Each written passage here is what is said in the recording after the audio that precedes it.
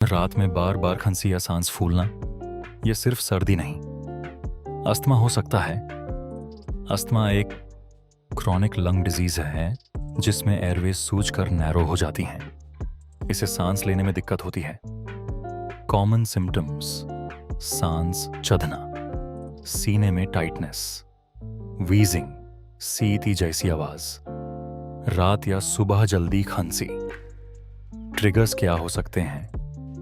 धूल मिट्टी, स्मोक, ठंडी हवा, पोलन या पेट दंडर। डायग्नोसिस के लिए डॉक्टर स्पायरोमेट्री टेस्ट करते हैं। ट्रीटमेंट में इन्हेलर सबसे इफेक्टिव होता है और सही टेक्निक बहुत ज़रूरी है। सिम्टम्स को इग्नोर मत करें। सही ट्रीटमेंट से अस्थमा कंट्रोल हो सकता है। हेल्थ अवेयरनेस के लिए सब्सक्राइब करें।